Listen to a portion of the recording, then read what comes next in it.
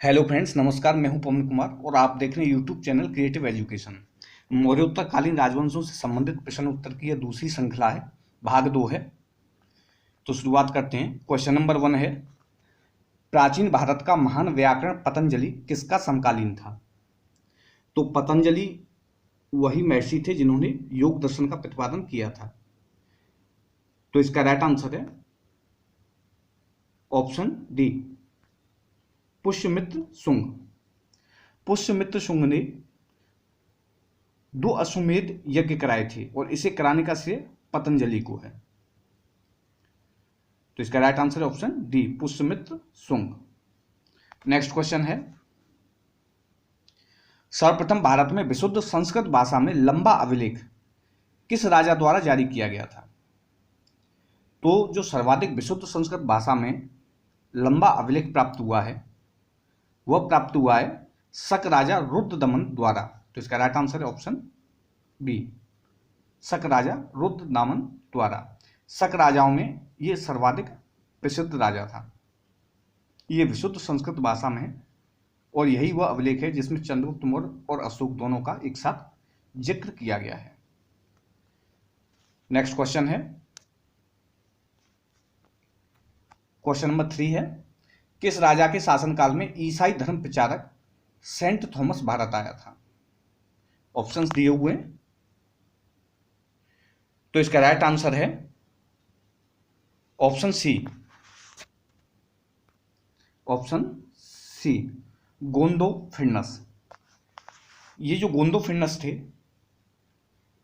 ये पार्थियन यानी पहलव जो ईरान से आए थे, मध्य एशिया में ईरान से आए थे, वो राजा थे। तो भारत का प्रथम पार्थियन शासक माउस था। इसका उल्लेख खरोष्टी लिपि में मोए में मिलता है। भारत में पार्थियन साम्राज्य का जो वास्तविक संस्थापक था वो मिथ्रोडेटस फर्स्ट था। इसका जो प्रथम वास्तव में शासक था वो था गोंडो फर्नीज। गोंडो फर्नीज इसी के शासनकाल में सेंट थॉमस नामक जो ईसाई थे वो ईसाई धर्म का प्रचार करने के लिए भारत में आए थे। नेक्स्ट क्वेश्चन है, किस कुषाण शासक ने सर्वप्रथम स्वर्ण मुद्राएं जारी की थी? तो इसका राइट आंसर है ऑप्शन डी, विम कडफिसस। विम कडफिसस एक ऐसा राजा था जिसने सोने के सिक्के सबसे पहली बार चलाए थे। इसके सिक्कों पर शिव की आकृति, नंदी बैल और त्रिशूल अंकित थे। इससे यह सिद्ध होता है कि इसकी शिव धर्म में आस्था थी। इसलिए सर्वप्रथम स्वर्ण सिक्के चलाने का श्रेय विम कडफिसेसस को ही जाता है। इसने सोने और तांबे दोनों ही सिक्के चलवाए थे और इसके सिक्कों पर एक और यूनानी लिपि है और दूसरी ओर खरोष्टी लिपि थी। नेक्स्ट क्वेश्चन है,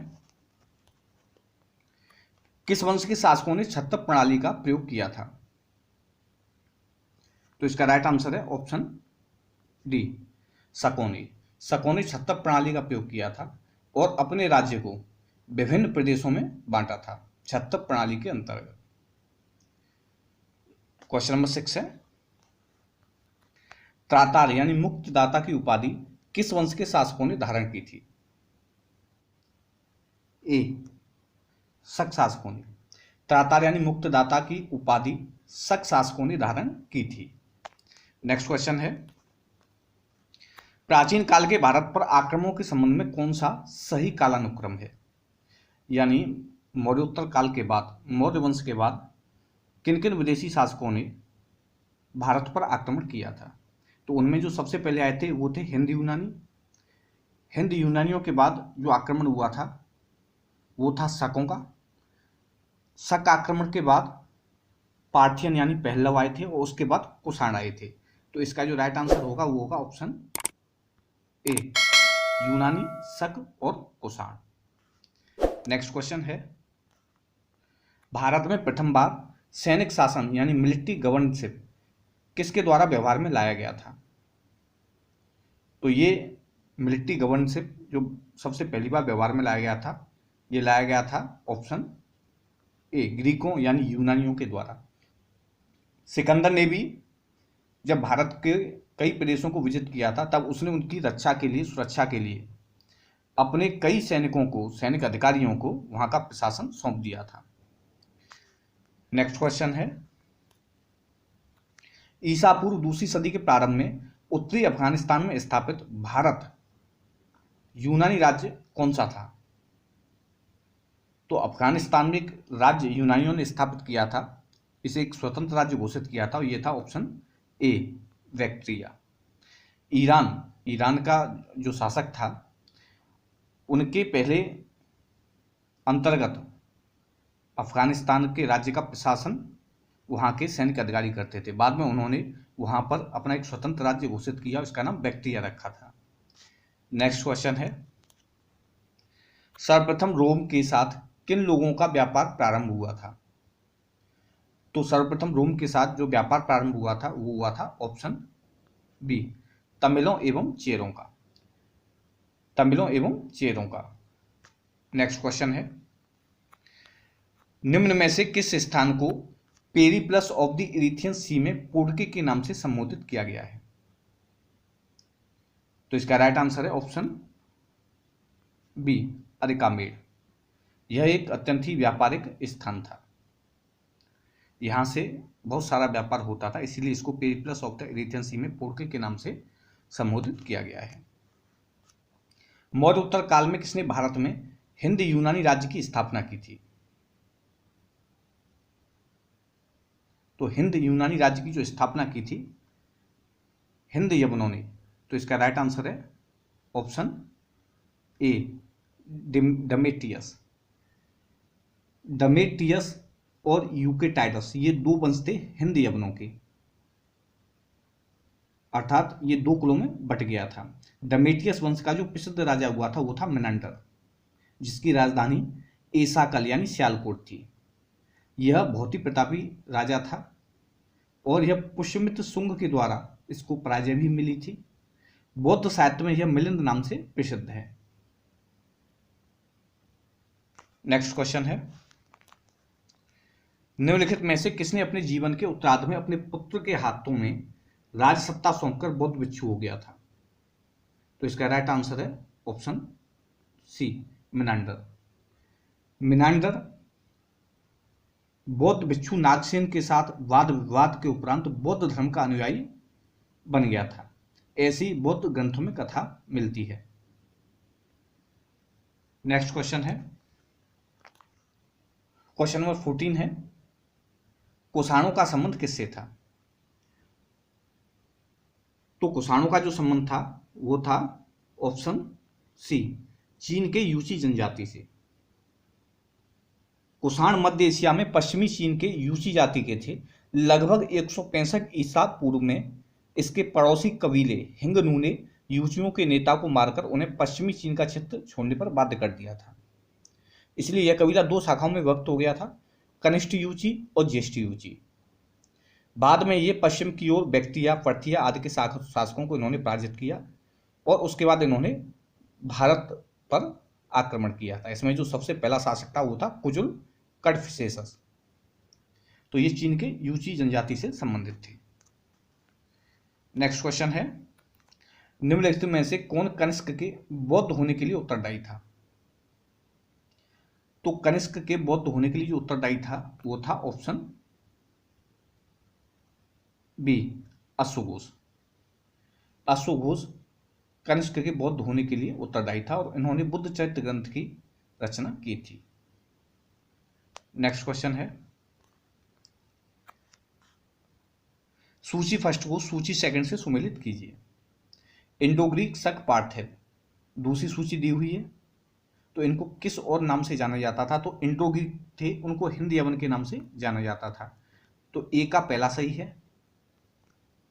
और जो शक थे उन्हें सीथियन के नाम से जाना जाता था, पार्थव थे उनको पहलव के नाम से जाना जाता था।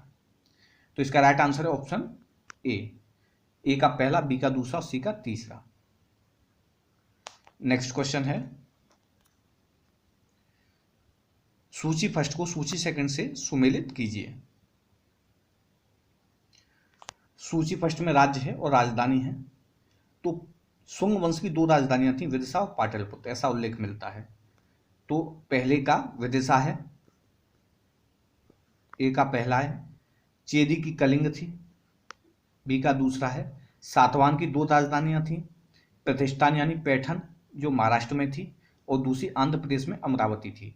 तो सातवाहन का तीसरा है, और कुषाण का फिरोजपुर यानी पेशावर जो पाकिस्तान में है। तो इसका राइट आंसर है ऑप्शन ए। शुंग की विदिशा, चेदी की कलिंग, सातवाहनों की प्रतिष्ठान यानी पैठण, और कुषाणों की फिरोजपुर यानी पेशावर। नेक्स्ट क्वेश्चन है, रोमन साम्राज्य के अनुसरण पर किस वंश के शासकों ने कैसर यानी सीजर की उपाधि धारण की थी? तो इसका राइट आंसर है ऑप्शन सी, कुषाणों ने। कुषाणों ने रोमन साम्राज्य के अनुसरण पर कैसर यानी सीजर की उपाधि धारण की थी। निम्नलिखित में से किसका निर्माण शुंग काल में हुआ है? तो शुंग काल में किस किस का निर्माण हुआ था? ऑप्शंस दिए हुए हैं। तो इसका राइट आंसर है ऑप्शन डी, उपयुक्त सभी। भरूच का स्तूप जो मध्य प्रदेश के सतना जिले में स्थित है, सांची स्तूप की वेदिका, रेलिंग और तोरण द्वार, इसका भी इन्होंने जीर्णोद्धार कराया था, यही मध्य प्रदेश में स्थित है। और भाजा स्तूप, इन तीनों का ही इन्होंने जो है निर्माण या फिर तोरणोद्धार कराया था। तो इसका राइट आंसर है ऑप्शन डी, उपयुक्त सभी। सातवाहन नरेश हाल के समकालीन गुणाढ्य ने किस प्राकृत ग्रंथ की रचना की थी? तो सातवाहन नरेश हाल के समकालीन गुणाढ्य ने वृहत कथा, ऑप्शन ए, वृहत कथा ग्रंथ की रचना की थी। तो इसका राइट आंसर है ऑप्शन ए, वृहत कथा। नेक्स्ट क्वेश्चन है, क्वेश्चन नंबर 21 है, निम्नलिखित कथनों पर विचार कीजिए। सातवाहन शासक बौद्धों पर अत्याचार करते थे, इस बात का कोई प्रमाण प्राप्त नहीं हुआ है। पुष्यमित्र शुंग बौद्धों को संरक्षण देते थे, इसका भी कोई प्रमाण प्राप्त नहीं हुआ है। बोध गया में शशांक ने बोध वृक्ष को काट दिया था, तो ये कथन सत्य है। तो इन तीनों में से ऑप्शन डी, तीसरा कथन है ये वाला, ये सत्य है।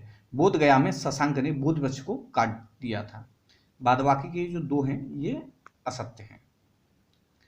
नेक्स्ट क्वेश्चन है, निम्नलिखित में से किस अभिलेख में चंद्रगुप्त मौर्य और अशोक दोनों का उल्लेख किया गया है? तो महाक्षत्रप रुद्रदामन का जूनागढ़ जो अभिलेख है उसमें चंद्रगुप्त मौर्य और अशोक दोनों का उल्लेख किया गया है। तो इसका राइट आंसर है ऑप्शन बी, महाक्षत्रप रुद्रदमन का जूनागढ़ अभिलेख। प्राचीन भारत में निम्न में से किस एक ने नियमित रूप से सोने के सिक्के चलाए थे? तो इसका राइट आंसर है ऑप्शन सी, कुषाणों ने। कुषाणों ने नियमित रूप से सोने के सिक्के चलाए थे। नेक्स्ट क्वेश्चन है, कलिंग नरेश खारवेल किस वंश से संबंधित है? तो कलिंग नरेश खारवेल ऑप्शन ए, ये चेदी वंश से संबंधित थे। हाथी गुंफा जो अभिलेख है वो भी इन्हीं के द्वारा रचित है और इसमें उनके चरित्र का अच्छी तरह से वर्णन किया गया है। नेक्स्ट क्वेश्चन है, वाकाटक वंश का संस्थापक कौन था? तो वाकाटक वंश का जो संस्थापक था वो था ऑप्शन ए, विंध्य शक्ति। विंध्य शक्ति 255 से 275 ईस्वी तक इसका शासन काल माना जाता है। यह वाकाटक राज्य का संस्थापक था और वह सातवाहनों के अधीनस्थ कोई पदाधिकारी या महत्वपूर्ण सरदार था।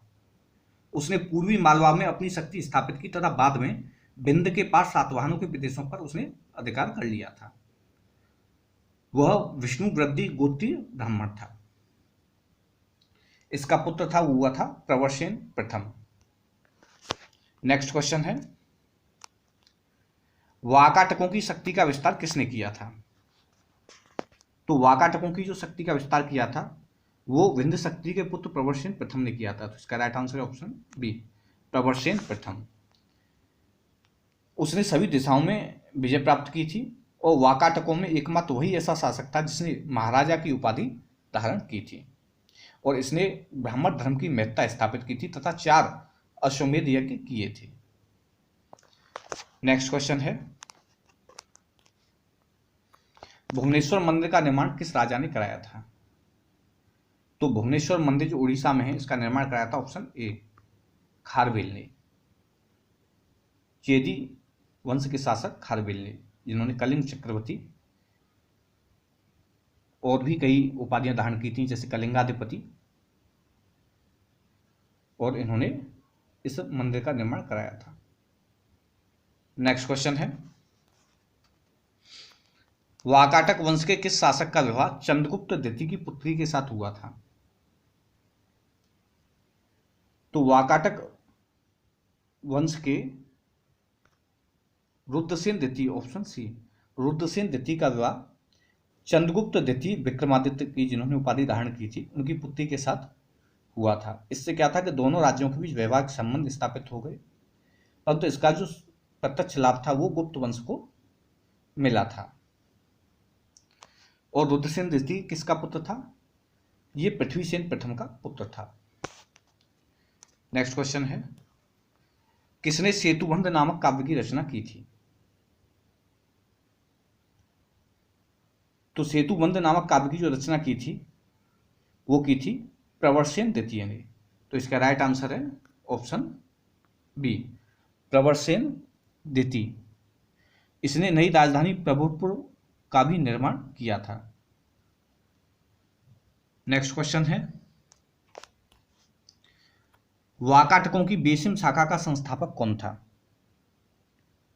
तो वाकाटकों की 2 शाखाएं थीं, एक थी बिंद शक्ति की मूल शाखा और दूसरी थी बेसिम की शाखा।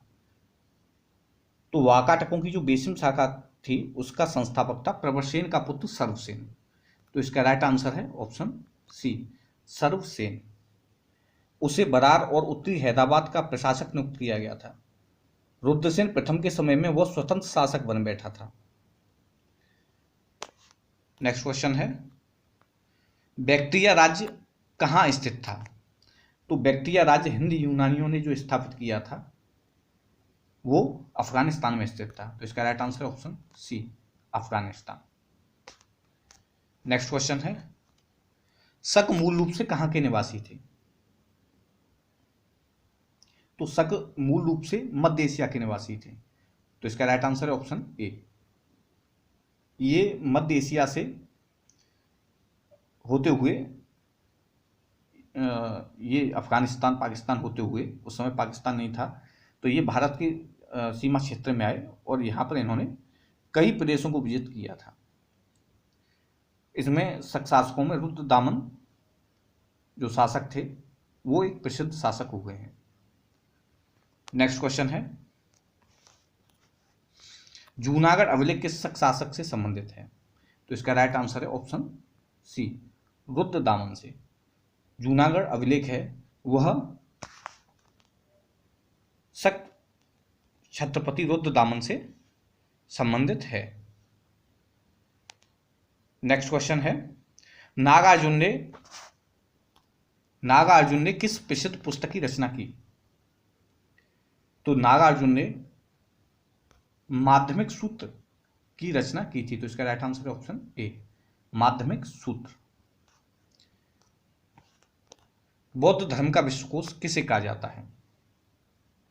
तो बौद्ध धर्म का जो विश्वकोश कहा जाता है वो कहा जाता है ऑप्शन सी, महाविवाद सूत्र को बौद्ध धर्म का विश्वकोश कहा जाता है। कई परीक्षाओं में क्वेश्चन पूछा जा चुका है। महाविवाद सूत्र की रचना किसने की थी? तो महाविवाद सूत्र की रचना की थी ऑप्शन बी, वसुमित्र ने। वसुमित्र ने महाविवाद सूत्र की रचना की थी। भारत का आइंस्टाइन किसे कहा जाता है? भारत का आइंस्टाइन नागार्जुन को कहा जाता है। तो इसका राइट आंसर है ऑप्शन डी, नागार्जुन, जिन्होंने शून्यवाद या शून्यता के सिद्धांत का प्रतिपादन किया था। सूत्रालंकार की रचना किसने की थी? तो सूत्रालंकार की रचना की थी ऑप्शन ए, अश्वघोष ने। तो इसका राइट आंसर है ऑप्शन ए, अश्वघोष। कनिष्क ने अपना साम्राज्य कहां से कहां तक विस्तृत किया था? तो कनिष्क ने अपना साम्राज्य ऑप्शन ए मध्य एशिया से सारनाथ तक विकसित किया था। तो इसका राइट आंसर है ऑप्शन ए मध्य एशिया से सारनाथ। क्वेश्चन नंबर 40 है, भारत में कुषाण वंश का संस्थापक कौन था? ए कुजुल कड़फिसेसस। भारत में सर्वप्रथम कुजुल कड़फिसेसस, इसको कड़फिसेसस प्रथम के नाम से भी जाना जाता है, ये एक कुषाण शासक ने आक्रमण कर पश्चिमोत्तर प्रदेश पर अधिकार कर लिया था और इसने केवल तांबे के सिक्के चलाए थे। इसका जो पुत्र हुआ था वो था विम कड़फिसेसस।